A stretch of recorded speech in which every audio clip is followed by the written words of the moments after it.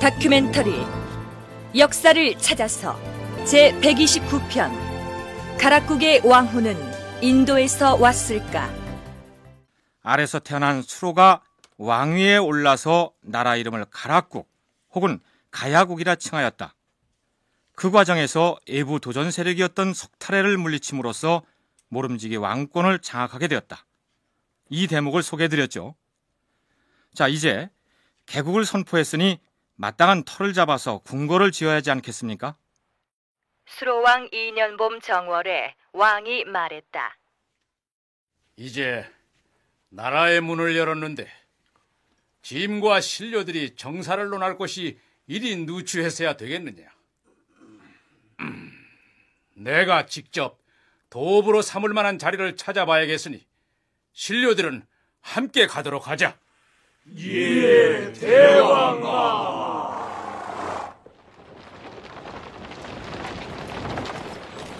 왕은 임시로 지은 대궐의 남쪽으로 향하여 신다평으로 거동하였다. 그리고 사방의 산악을 바라보고 나서 신하들을 돌아보면서 말했다. 비록 이 땅이 좁기는 하지만 땅이 청수하고 범상치 않으니 16나한 부처님이 머물 만한 곳이 아니더냐. 더군다나 하나로부터 셋이 생기고 셋에서 일곱이 생기는 원리가 있는지라 7분의 성인이 머물 만한 데가 원래 여기인가 싶다. 강토를 개척해 나간다면 나중은 참으로 좋을 것이다.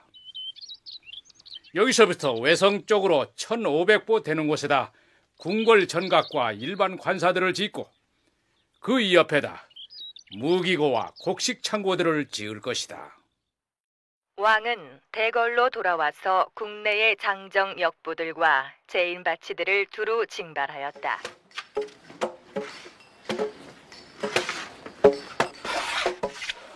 그달 20일부터 견고한 성터를 닦기 시작하여 3월 10일에 이르러 역사를 마쳤다. 궁궐과 관사들은 농한기를 타서 지었는데 이해 10월부터 공사를 시작하여 갑진 2월에 낙성하고 좋은 날을 받아 왕이 새 대궐로 입궁하였다. 장정과 기술자들을 징발하여 궁궐터 닦는 데만 20일이 걸렸고 다시 그로부터 4개월 동안 공사를 벌여서 궁궐을 지었다니까 기록으로 봐서는 상당히 웅장한 규모의 대궐이 지어진 것처럼 상상이 되지 않습니까? 그러나 이때가 가락국기에 적힌 대로 기원 후 43년과 44년 그 시기라면 아무리 정성껏 짓더라도 산에서 띠를 베어다가 말려 엮어서 지붕을 덮는 초막의 형태를 벗어나기 어려웠을 것이다. 경북대 주보돈 교수의 견해가 그렇습니다. 새로운 건축술이 들어와서 기와 개화를 사용해서 규모 있게 건축물을 올리게 되는 것은 대체적으로 신라가야 지역은 불교가 수용이 되고 난 이후 세류 불교의 전례와 함께 들어왔던 거라고 보여집니다. 그래서 시기가 올라가면 왕궁이라고 하는 띠집의 형식으로 소규모였기 때문에 대체적으로 이동한 걸로 봅니다.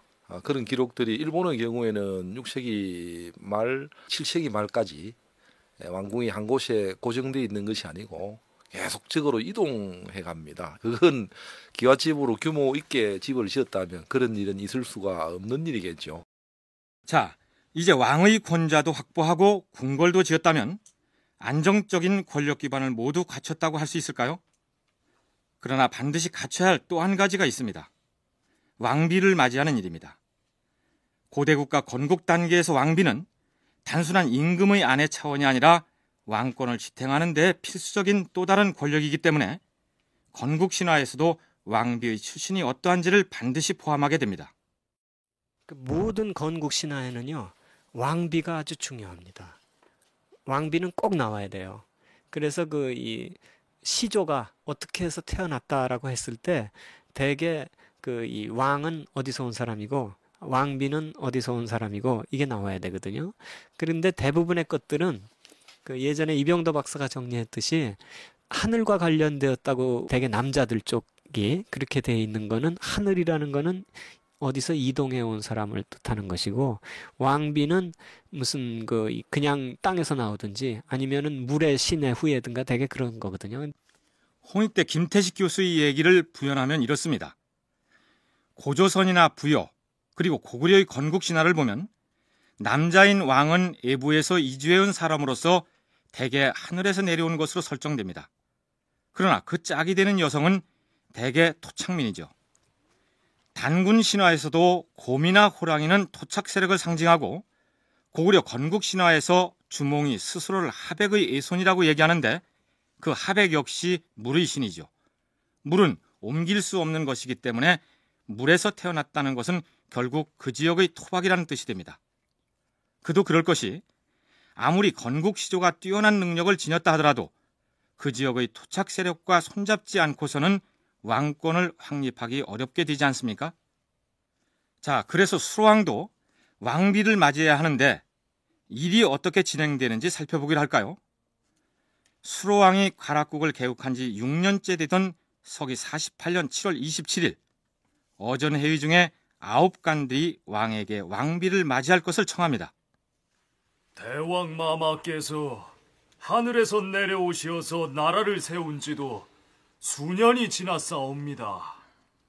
헌데 대왕 마마께서 밤마다 홀로 침소를 지키고 계시니 나라의 장래가 걱정되옵니다.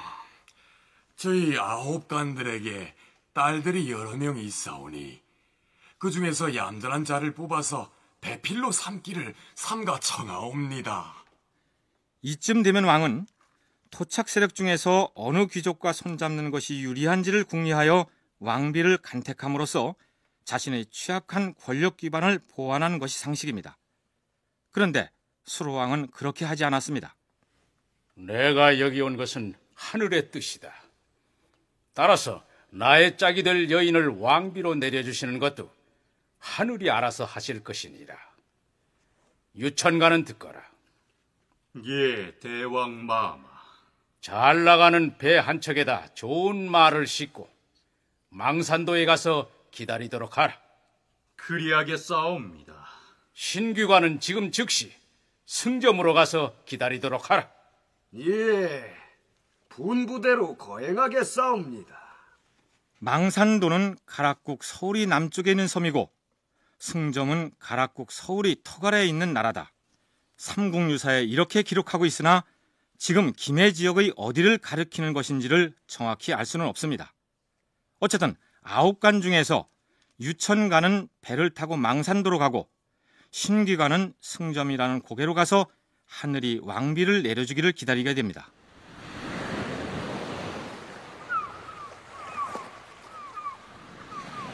나으리, 저기를 보십시오.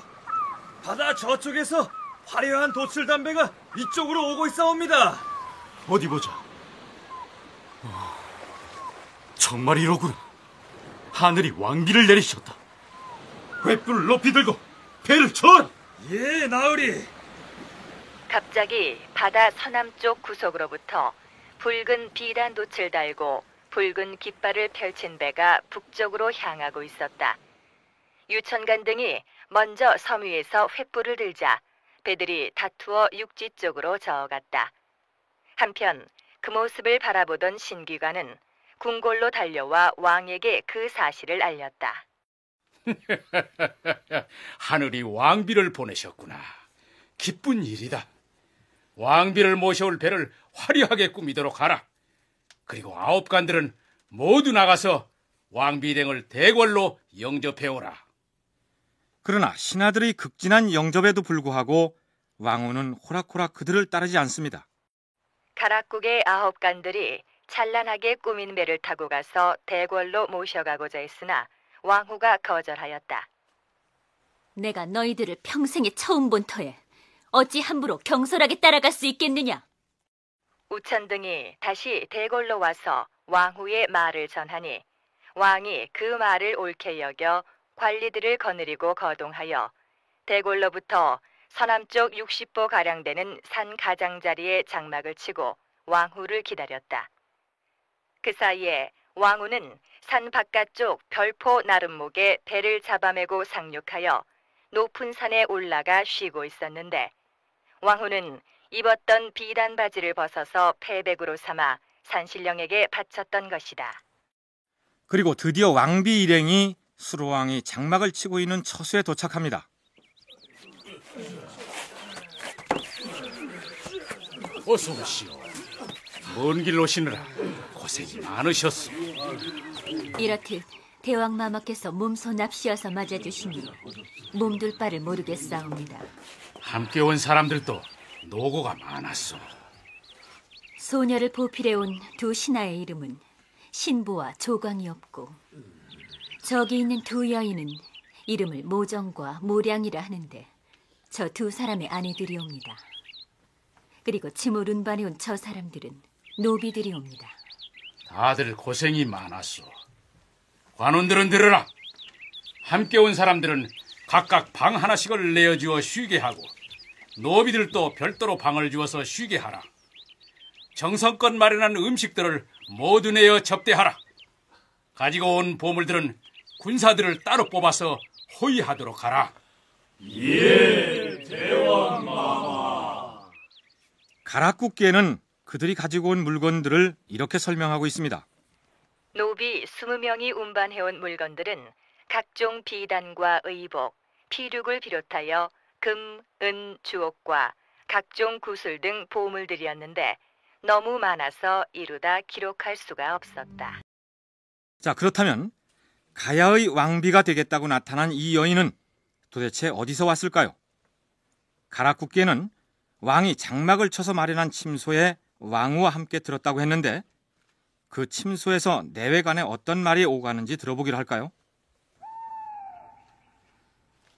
소녀는 아유다국의 공주인데 성은 허이고 이름은 황옥이라 하오며 나이는 16이옵니다. 허왕옥이라. 이름이 참 곱습니다. 금년 5월에 본국의 부왕과 황후께서 저에게 이렇게 말씀하셨사옵니다. 너의 아버지와 어머니가 어젯밤 꿈에 하느님을 보았는데 하느님께서 이렇게 말씀하셨느니라. 가락국 시조 임금 수로는 하늘이 내려보내어 왕위에 오르게 하였느니라. 신령스럽고 거룩한 이는 오직 수로뿐이다. 그런데 그가 새로 그 나라에 군림하여 아직 배필을 정하지 못하였으니 그대들은 모름지기 공주를 보내어 그의 배필로 삼게 하라. 꿈을 깨고 나서도 하느님의 말씀이 귓가에 쟁쟁하니 너는 여기서 서둘러 부모를 하직하고 가락국으로 가야 할 것이다.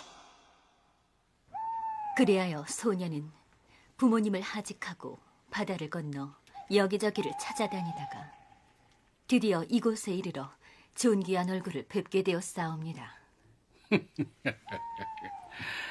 짐이 나면서부터 잘못 현명하여 공주가 멀리서 올 것을 미리 짐작하고 왕비를 드리라는 신하들의 청을 결코 듣지 않았던 것이요.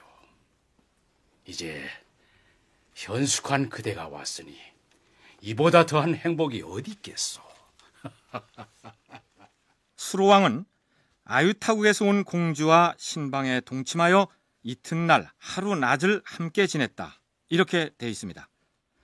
수로왕과 아유타국 공주의 거룩한 합방 의례가 끝나고 나서 공주가 타고 왔던 배를 돌려보내는데 뱃사공 15명에게 각각 쌀 10섬씩과 배 30필씩을 주어서 본국으로 돌아가게 했다. 이렇게 기록하고 있습니다. 그리고 8월 1일 합방 의례를 마친 수로왕과 왕비 일행이 궁궐로 돌아옵니다.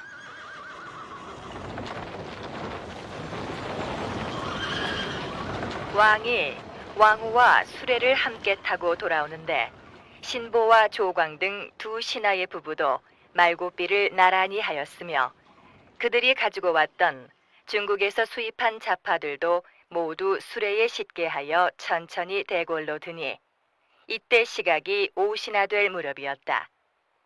왕후는 궁궐의 자리를 잡고 신보와 조광 두 부부와 권솔들에게는 빈방 2칸씩을 주어 갈라들게 하였다.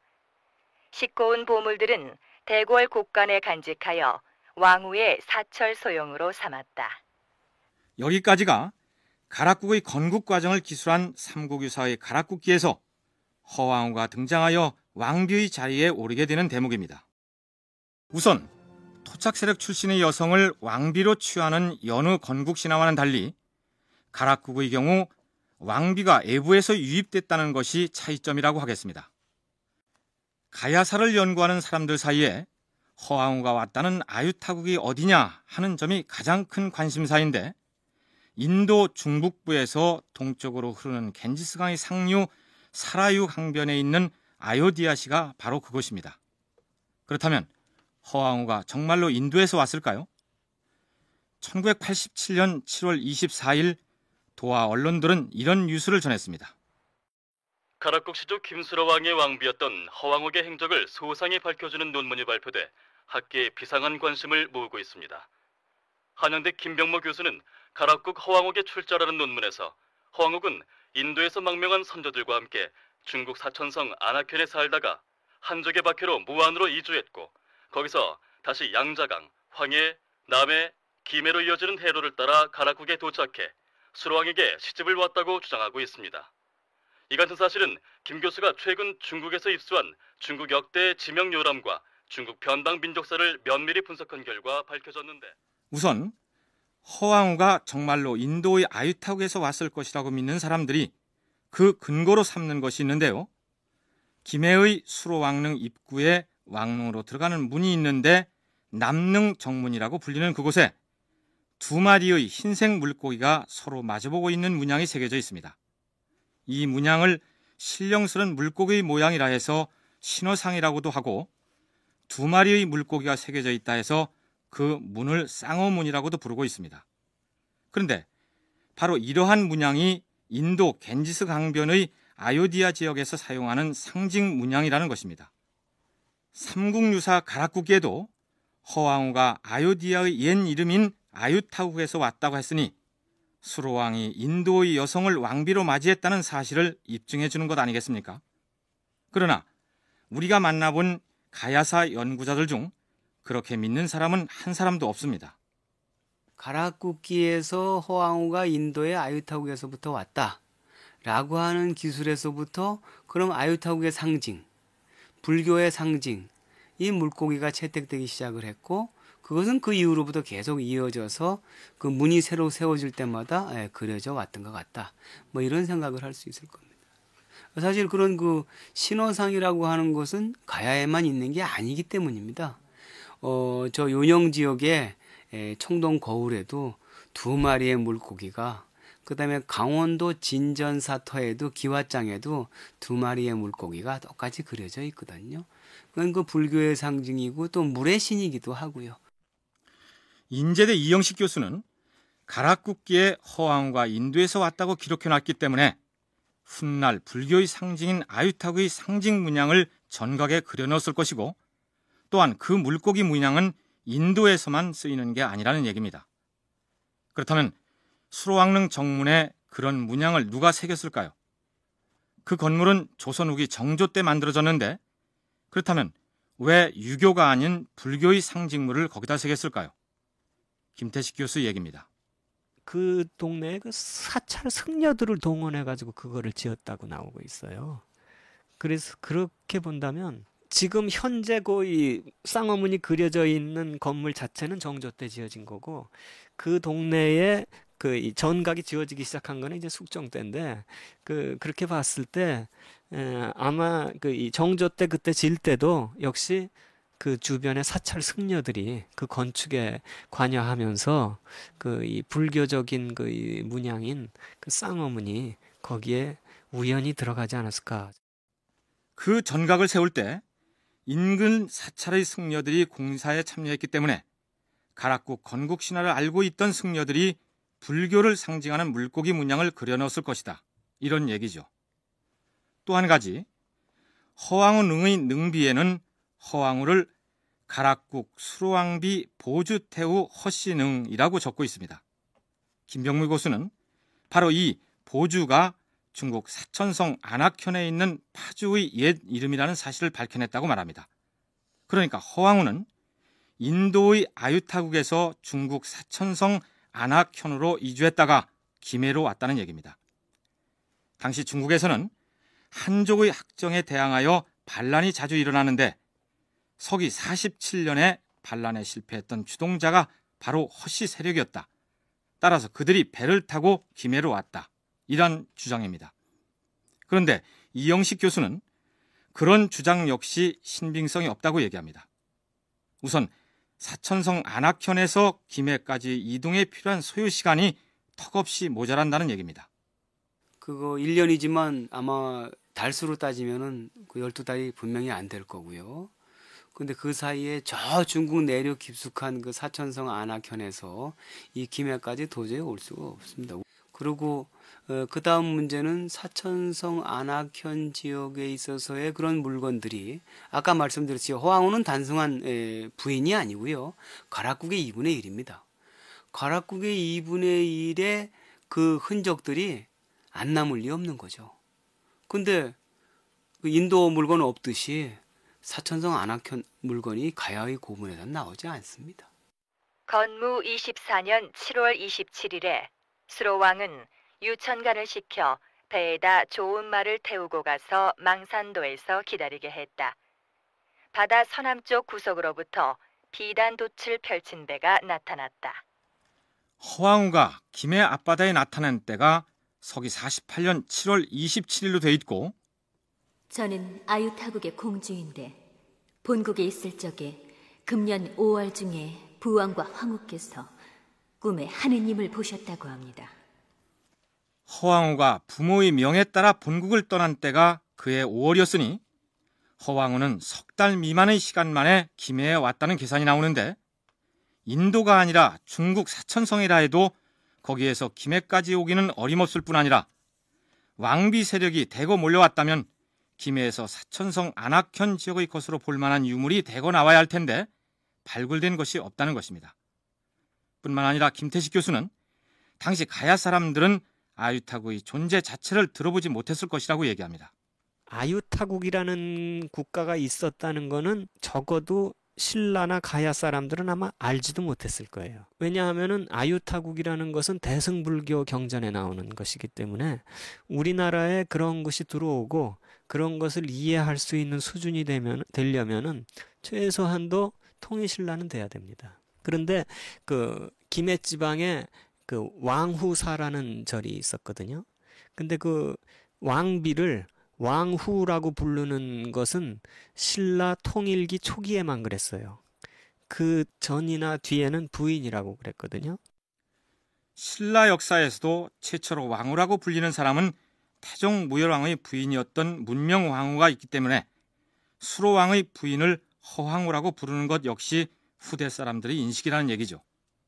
그렇다면 허황후가 가락국에서 올 때 가져왔다는 중국에서 수입한 자판은 또 어떻게 된 것일까요?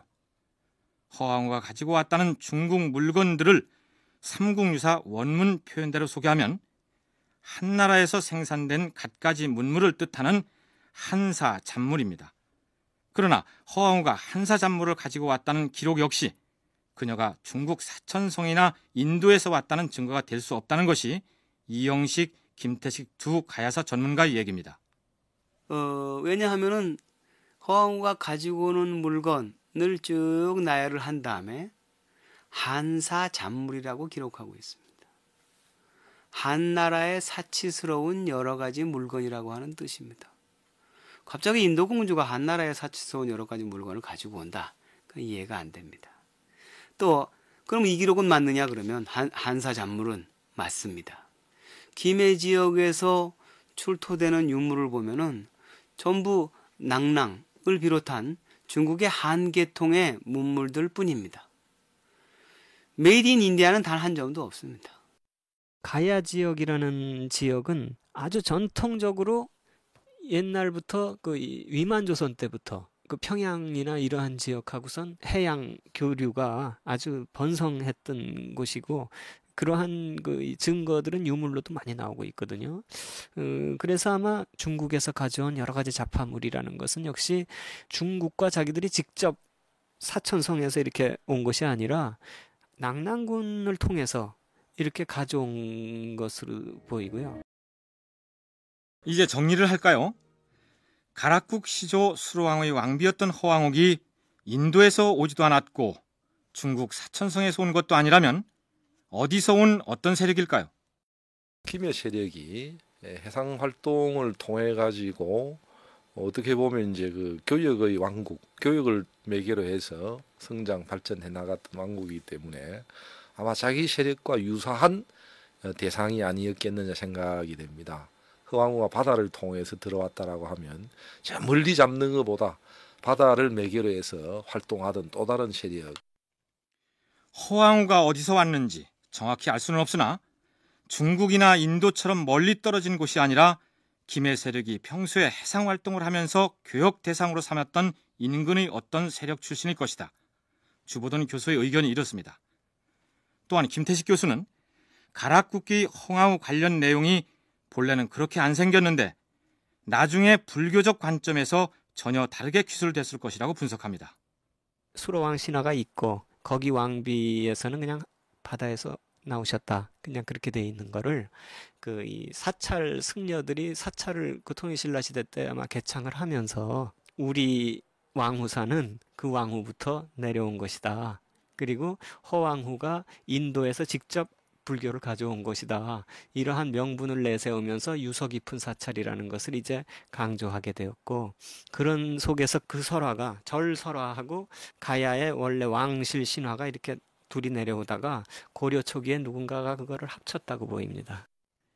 왕비가 바다에서 나왔다면 김해 지역의 토착 가문 출신이라는 얘기죠. 보통의 건국 신화가 그렇듯이 가락국 신화 역시 왕비는 먼 애지에서 온 게 아니라 토착 세력의 딸이었는데 아유타국 출신으로 둔갑시켰다는 설명인데요. 우선 삼국유사에서 가락국 제8대 임금이었던 질지왕 관련 부분을 소개하면 이렇습니다. 질지왕은 김질왕이라고도 부른다. 즉위한 이듬해 시조왕과 허왕옥 왕후를 위하여 그가 수로왕과 합궁하던 곳에 그의 명복을 빌고자 절을 세워 왕후사라 부르고, 앞에서 수로왕이 허왕을 맞이하러 대궐 밖으로 나가서 장막을 치고 처소를 마련한 다음에 합궁을 했다는 대목을 소개했죠. 그러니까 수로왕의 8대 후손인 질지왕이 그 자리에다가 사찰을 세우고 이름을 왕후사라 칭했다는 얘기입니다. 통일신라 시대 때 이 절을 개창하면서 이 사찰의 역사가 유구함을 드러내기 위해서 허왕을 아유타국에서 온 것처럼 지금의 가락국기에 실린 내용대로 꾸며서 기록했을 것이다. 그런데 고려 초기에 그 사찰의 기록과 가락국 건국 신화의 기록을 누가 합쳐서 오늘날 삼국유사에 실린 내용대로 윤색했을 것이다. 이런 분석입니다. 삼국유사 가락국기대로 하자면 가야는 시조인 수로왕이 개국하자마자 왕비인 허왕옥이 인도 아유타국에서 불교를 들어온 것으로 되어 있는데, 그렇다면 실제로 가야에 불교가 들어온 건 언제쯤일까요? 경북대 주보돈 교수 얘기입니다.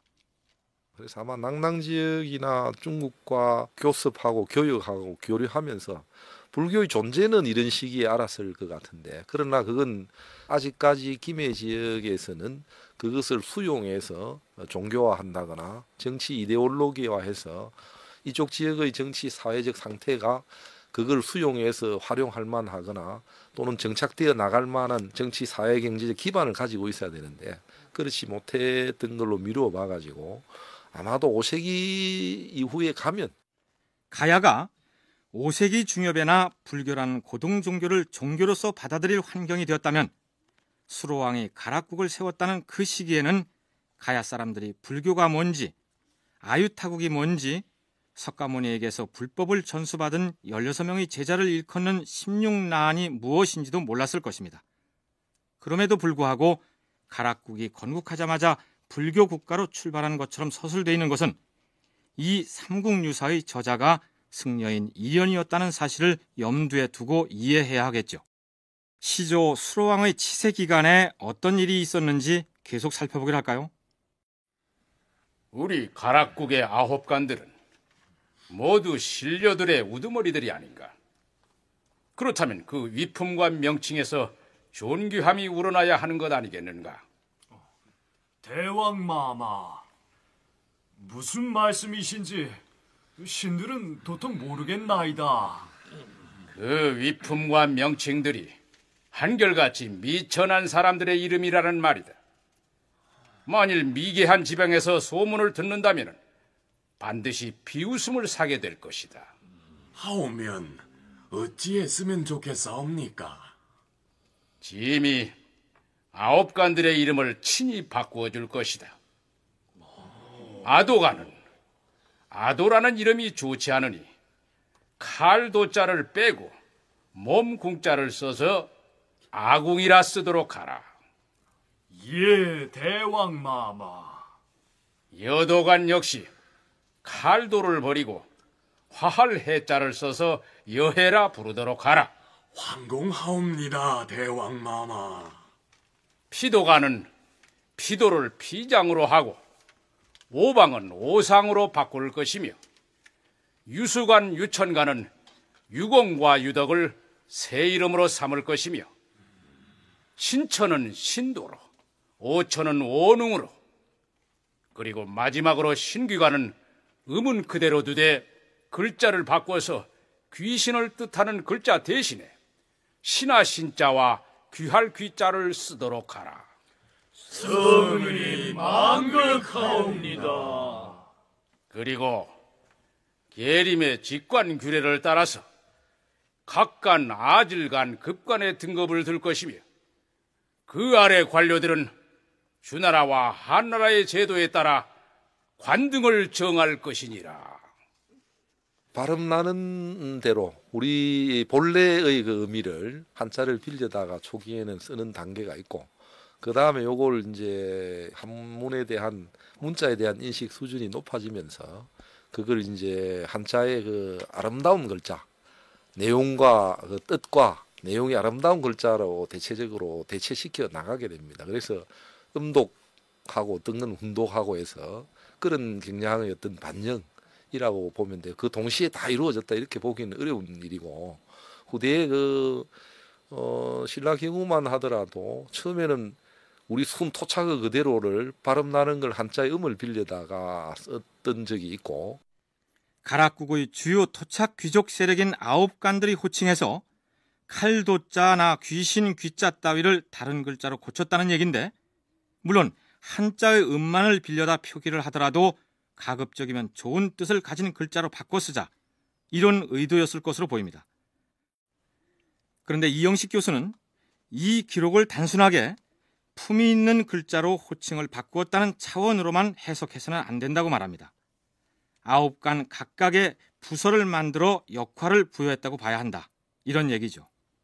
그러니까 이전에 세력가가 이제 공무원이 되는 셈입니다. 그래서 이전에는 자기가 자기 지역을 가지고 있는 그런 세력가가 각각의 특징을 살려서 정확하게 모르겠습니다만 그 지역을 반영하는 이름일 수도 있고요. 또는 거기 있는 것처럼 제사를 주관하는데 무슨 뭐 특징이 있다든지 아니면 논에 물 대는데 무슨 특징이 있다든지 이런 거를 해서 가령 여기서 뭐 무슨 그 농림부 장관을 시킨다든지 그런 식으로 그러니까 국가 이전의 토착적인 그런 세력을 부정하고 국가 체제로서 만들어간다고 하는 게 즉 관료 기구를 갖춰간다고 하는 게 그 기사의 가장 중요한 점일 겁니다. 이전에는 토착 세력을 대표하는 그 아홉간들이 협의해서 다스렸는데 이제는 그들 세력가들이 수로왕 휘하의 관료로서 편입됐다는 것을 의미한다. 이런 뜻입니다. 수로왕의 왕권 기반이 안정적으로 다져졌다는 것을 의미하죠. 허왕후는 남편인 수로왕보다 먼저 죽은 것으로 되어 있습니다. 왕후는 아들 낳을 꿈을 꾸고 태자 거등공을 낳았다. 영제 중평 6년 3월 1일에 왕후가 죽으니 나이가 157세였다. 나라 사람들이 땅이 무너질 듯 통탄하면서 구지봉 동북쪽 둔덕에 장사하였다. 왕비는 백성을 자식처럼 사랑하였도다.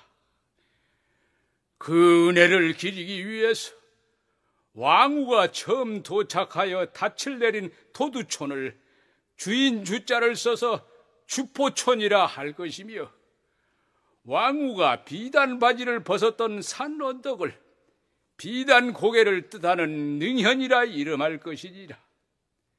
아울러 왕후의 배가 붉은 길을 달고 들어온 바닷가를 깃발이 나타난 해변, 즉 기출변이라 할 것이니라.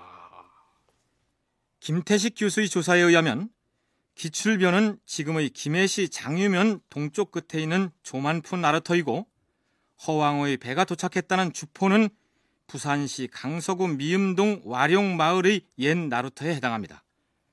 그리고 허왕호가 비단 바지를 벗어 산신령에게 바쳤다는 능연은 부산시 강서구 미음동과 김해시 장유면 응달리를 연결하는 태정고개에 해당합니다. 어쨌든 허왕호가 먼저 세상을 떠났고, 허왕우를 보필해왔던 천부경 신보와 종정감 조광 등은 이 나라에 도착한 지 30년 만에 각각 딸 둘씩을 낳았으며 부부가 다 1, 2년이 지나서 세상을 떠났다. 임금은 매양 구슬픈 공방살이 노래를 부르면서 언제나 비탄에 잠겨 있었다. 왕후가 죽은 해와 25해를 두고 건한 4년에 왕이 세상을 떠나니 나이가 158세였다. 이 기록이 신화라는 것을 전제로 하고 보더라도 왕과 왕비의 나이가 터무니가 없죠. 인간의 자연 수명이 160세까지 이를 수 있다고 믿는 사람은 아무도 없겠죠. 수로왕의 나이가 이처럼 파격적인 숫자로 기록된 배경을 살펴보자면 세 가지를 들 수 있을 것입니다. 이영식 교수의 얘기 들어보시죠. 전해지는 왕대기가 한 10대 정도밖에 없다. 그러니까 10대를 넣고 그 연대를 맞추기 위해서 각각 한 왕의 제위연대를 늘릴 수밖에 없는 거 아닌가. 그 중에서 제일 처음에 신이한 부분을 강조할 수 있는 수로왕에게 가장 넓게 연대가 주어진 게 아닌가. 그러면 그걸 줄여보자. 더 왕을 더 넣어보자. 뭐 그런 시도도 있는 거고요. 아니면 또 이런 것도 있습니다. 1년을 세는 방법이 가야인은 달랐을 수 있습니다. 특히 전기 가야인하고 후기 가야인하고 달랐을 수 있습니다. 중국에서 1년 365일에 달력이 들어오는 건 훨씬 뒤의 일이거든요.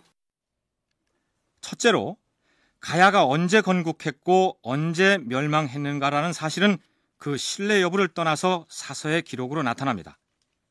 가락국의 경우 기원후 42년에 김수로왕이 가야를 세웠고 서기 532년에 멸망한 것입니다. 그런데 가락국의 왕 이름이 알려진 것은 10명밖에 없습니다. 평균 재위기간이 50년에 가깝게 되니까 중간에 꽤 여러 명의 왕이 사료상의 기록에서 사라진 것이죠. 그러다 보니 본래 신이한 능력을 가진 것으로 묘사되는 시조왕을 160여 년쯤 살았다고 하자 이렇게 정리했을 수도 있습니다. 그 다음 이영식 교수의 얘기처럼 당시 허왕후가 157세까지 살고 수로왕이 158세까지 살았다고 했는데 당시에는 지금처럼 365일을 1년으로 계산하지 않았을 가능성이 있습니다. 바로 그 시기에 일본 큐슈 북부 지역에 있어서 수많은 인골, 야요이 시대입니다만 그쪽 시대에 인골이 나옵니다. 근데 그 인골의 평균 연령은 40세에서 50세가 평균 연령입니다. 그건 뭐 인골이 주는 데이터니까 정확하겠죠. 그런데 삼국지는 이 정시도 모른다, 사계절도 모른다 그렇게 기록하면서 외인들의 나이를 80 내지 100세로 기록하고 있습니다. 그러면 도대체 어느 기록이 맞느냐? 삼국지의 80 내지 100세가 맞느냐? 아니면 인골 자료가 보여주는 40 내지 50세가 맞느냐? 둘 다 맞습니다. 삼국지라는 기록은 의외로 정확합니다. 참고로 위서 외인전의 기록을 보면 외인들은 정세와 사계절을 모르고 다만 봄가리와 가을 거두기를 익혀서 연기로 삼았다. 이렇게 돼 있습니다. 외인들은 정확히 1년에 대한 개념을 몰랐다는 내용입니다. 당시 중국의 선진 문물을 받아들이지 못한 외인들은 요즘 우리가 말하는 달력이 없었기 때문에 봄에 씨 뿌리면서 한 살 먹고 가을에 추수하면서 또 한 살 먹는 방식으로 나이 계산을 했다는 얘기죠. 그런데 김태식 교수는 그런 학설 자체를 신뢰하기 어렵다고 얘기합니다. 태양력을 이렇게 알기 전까지는 그냥 멋대로 했다는 거죠. 일본 쪽에서 주로 그런 얘기가 나오는데요. 막 그런 건 아닌 것 같고요. 역시 이거는 통일신라 이후에 그 기년이 확정된 것으로 보거든요. 신라사와 관련해서. 그렇기 때문에 왕후가 뭐 157세, 뭐 수로왕이 158세 뭐 죽었다 하는 거는 그 신라사 기년하고 맞추고 이러다 보니까 무리하게 편년이 늘어난 것이지, 실제로 그 이 수로왕이 158세 믿기 어렵고요. 고조선 신화 보면은 1000년을 사시잖아요. 지난번에 신라의 제4대 임금에 등극한 석탈해가 수로왕의 권좌를 빼앗기 위해서 도전했던 사례를 소개했습니다만, 신라의 4대 임금이 가야의 시조인 수로왕 시기의 인물이다, 이런 쪽으로 기년 조정을 하다 보니까 생긴 현상이라는 것입니다. 또 한 가지는 이랬을 수도 있습니다. 뒤에 시기 2세기 말 뭐 3세기에 수로가 이제 그 생존했는데, 그걸 높이기 위해 가지고 의도적으로 연대를 그 생모를 그렇게 늘려서 지금 상식으로는 도저히 이해가 안 될 정도로 그걸 올렸다라고 하는 견해도 있고, 또 건국 기년을 42년을 그대로 믿으면서 여러 사람들의 어떤 그 활동이 그 속에 들어있는 걸 그쪽에 몰아가지고, 사실 가락국 건국은 삼국유사에 나오는 대로 기원 후 42년이 아니라 2세기 말이나 3세기 초였는데, 건국의 기년을 너무 이르게 잡는 바람에 수로왕의 나이가 엿가락처럼 늘어지고 말았다, 이런 얘기죠. 여러분의 생각은 어떻습니까? 삼국유사에 실린 가락국 건국신화는 특이하게도 건국 시조와 왕비에 관련된 내용만을 기록해 놓은 게 아니라 수로왕의 능과 사당이 어떻게 모셔지고 관리되어 왔는지에 대해서 그 내력을 대단히 장구하게 설명해 놓고 있습니다. 우선 신라 제30대 문무왕이었던 범민은 서기 661년 3월에 이런 내용의 조서를 내립니다. 가야국 시조왕의 구대손 구형왕이 신라에 항복할 때 아들 세종을 데려왔는데, 그의 아들인 소르공의 아들이 서운 잡관이고 그의 딸 문명왕후가 곧 나를 낳은 사람이다. 이러므로 시조왕은 나에게 15대조가 되는 조상이다. 그가 다스리던 나라는 벌써 옛날에 없어졌으나 장사를 지낸 능묘는 지금도 아직 그대로 있으니 이를 종묘에 합사하고 제사를 계속할 것이니라. 학자들은 처음부터 수로왕릉이 지금 남아있는 모습처럼 거대한 능으로 조성되지는 않았을 것으로 봅니다. 수로왕의 후손인 김범민이 왕위에 오른 원년인 서기 661년에 지금의 위치에 수로왕릉이 조성됐을 것으로 보입니다. 그 상훈유사에 나오는 가락국기를 봐서는 고려시대 그 문종 때에는 확실히 지금 그 위치에 두 개 다 있었던 것으로 보이고요. 그리고 그때 기록을 보면은 그 기원을 문무왕 때로 보고 있거든요. 문무왕 때에 수로왕릉을 크게 치장했다, 이렇게 나오기 때문에 그 문무왕이 수로왕릉을 크게 치장한 이유는 자기 어머니가 가야 계통의 그 문명왕후 문희였기 때문에, 김유신의 동생이 아닙니까?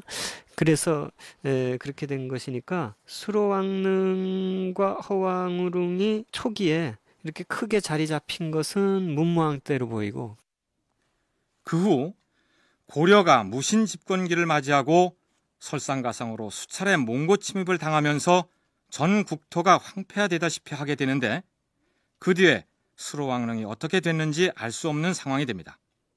그랬는데 조선왕조실록에 의하면 1439년에 경상도 관찰사 이선이 세종에게 이런 내용의 장계를 올립니다. 상감마마, 가락국의 시조왕이신 수로왕릉이 물이 질퍽거리는 논 한가운데 방치되어 있을 뿐 아니라 능 주변은 모두 물이 차 있고 왕릉 봉분만이 드러나 있사옵니다. 신성한 가락국 시조대왕의 능원은 이미 소 말뚝을 받고 소를 메어두는 등 방치돼 있을 뿐만 아니라, 이런 장계가 올라가자 세종대왕은 사방 30보를 막아서 수로왕릉을 보호하도록 명령하였고, 15세기 말엽 성종 시기에는 이 지방 출신 사람들 주도 아래 해로당과 제실이 새로 건립되기도 합니다. 지봉유설에 의하면 수로왕릉은 임진왜란 때 왜구에 의해 도굴되었는데 구덩이 안이 매우 넓었고 두개골이 대야만큼 컸으며 관 바깥에 순장한 것으로 보이는 2명의 미인이 있었다. 이렇게 전하고 있습니다. 물론 지금 김해에 있는 수로왕릉과 허왕릉이 100% 확실한 것인지에 대해서는 이론의 여지가 있겠습니다만 일단 사실이라고 가정할 때 흥미로운 것은 수로왕릉과 허왕릉이 상당 거리만큼 떨어져 있다는 점입니다. 임금은 매양 슬픈 공방살이 노래를 부르면서 비탄에 잠겨 있었다. 가락국기는 허왕과 죽고 난 뒤 슬픔에 겨워하는 수로왕의 모습을 이렇게 묘사하고 있습니다. 따라서 말년에 사이가 나쁜 것도 아니었는데 왕릉과 왕비릉이 왜 그렇게 따로 떨어져서 조성됐을까요? 우리가 살펴봤듯이 백제의 경우 왕과 왕비는 한 무덤 안에 합장을 하든지 묘를 따로 쓰더라도 봉분을 나란히 조성했다고 하지 않습니까? 이영식 교수의 설명을 들어보시죠. 허왕호 집단도 어느 정도까지는 수로왕 집단에 대해서 독립적인 그런 왕비족으로서의 위상을 가지고 있었던 거고, 따라서 기반도 김해 지역을 반등분해서 북쪽에는 허왕호 집단이, 남쪽에는 수로왕 집단이 자기의 거점으로 확보하고 있었고, 그래서 그 무덤에 관한 전승도 그렇게 남아있는 게 아닌가 생각을 합니다. 사실 허왕릉에 가까운 쪽에 이 지역에, 김해 지역에 있어서 또 다른 전승이 하나 더 있습니다. 허왕후 왕궁이 거기 있었다고 하는 전승이 있습니다. 무덤뿐만이 아니고요. 최근에 제가 발굴한 건데요. 무덤만 따로 조성된 게 아니라 왕비의 왕궁이 따로 있었을 가능성이 있다는 것입니다. 수로왕의 왕궁터는 수로왕릉보다 남쪽에 위치하고 있는데 허왕릉에 가까운 북쪽 방향에 왕비 왕궁이 따로 있다는 얘기가 전승되고 있어서 그 사실 유무를 확인하기 위해서 발굴 조사를 하고 있다는 얘기입니다. 또 한 가지 흥미로운 것은 삼국유사에 실려있는 다음과 같은 내용입니다. 이 가운데 또 유희와 오락으로 옛일을 추억하는 행사가 있었으니 매년 7월 29일이면 지방의 하급관리와 그 졸개들이 승점 고개에 올라가 장막을 치고 술과 음식을 먹으면서 동서로 두목을 내보내어 장성들을 좌우편으로 갈라 한편은 육지에서 말을 몰아 달리고 한편은 뱃머리를 나란히 몰아 북으로 옛 포구를 향하여 먼저 닦기 내기를 한다. 이것이 무엇을 상징하는 놀이인지 아시겠죠? 수로왕의 명령으로 9관 중에서 유천관은 배를 타고 가서 망산도라는 섬에서 왕비를 기다리고 신기관은 승점고개라는 언덕에서 왕비를 기다리게 되는데 드디어 붉은 비단 돛을 달고 붉은 깃발을 펄럭이며 허왕의 배가 나타나자 그 소식을 빨리 전하기 위해서 한 사람은 배를 저어서 그리고 또 한 사람은 육로로 대궐을 향해 달려옵니다. 허왕호를 맞이하러 갔던 신하들이 대궐의 임금에게 기쁜 소식을 보다 빨리 전하기 위하여 달려던 것을 기념하기 위해서 그 길을 따라 달리기 시합을 하는 것이 오랫동안 유의로 전해졌다. 이런 얘기입니다. 가락국의 제2대 임금은 거등왕입니다. 거등왕의 아버지는 수로왕이요 어머니는 허왕후이니 건한 4년 3월 13일에 즉위하여 39년 동안 나라를 다스리다가 가평 5년 9월 17일에 죽었다. 왕비는 천부경 신보의 딸 모정이니 그는 태자 마품을 낳았다. 여기서 제2대 거등왕의 왕비로 소개되고 있는 모정은 처음에 허왕과 함께 가락국으로 왔던 신보의 딸이라고 되어 있습니다. 그러니까 허왕과 데리고 온 세력이 가락국 초기에 왕비족으로서 단단히 위세를 과시했다는 사실을 알 수 있는 대목이죠. 삼국유사의 거등왕조에 등장하는 또 다른 기록을 살펴볼까요? 거등왕의 성은 김씨이니 즉 나라의 조상이 그 말로부터 나왔기 때문에 금으로 성을 삼았다. 지금의 김해 김씨 얘기입니다. 수로왕의 아들이자 제2대 왕인 거등왕이 자신의 아버지이자 가락국의 시조인 수로가 금으로 된 알에서 나왔다 해서 성씨를 김씨로 삼았다. 이런 내용인데 신빙성이 있는 얘기일까요? 경북대 주보돈 교수 얘기를 들어보시죠. 한강유역에 이제 553년에 한강유역을 신라가 이제 장악하게 되는데 그 이후에 10년 만에 564년에 북제에 사신을 보내게 됩니다. 그래서 중국에 사신을 보내고서 그때 비로소 이 관작을 봤는데 거기에 김진흥이라고 하는 것이 처음으로 등장을 하고요. 그 전에 금성문상에서는 김씨라고 하는 성이 등장하지 않습니다. 그래서 김씨성은 진흥왕대에 처음으로 외교적 필요에 의해서 사용된 것이 틀림이 없고 따라서 이 이후에 만일 그 이전에 뭐 김씨를 비롯해 가지고 다른 성씨 나타나는 것은 역시 그 후예들이 과거에 부여해 가지고 썼던 것이고요. 신라의 왕족들이 그동안 성씨를 쓰지 않다가 처음으로 내 성은 김씨요라고 선언했던 때가 6세기 중엽 진흥왕 때라고 하니 그렇다면 적어도 가야 사람들은 성을 쓰지 않았다는 얘기가 되겠죠.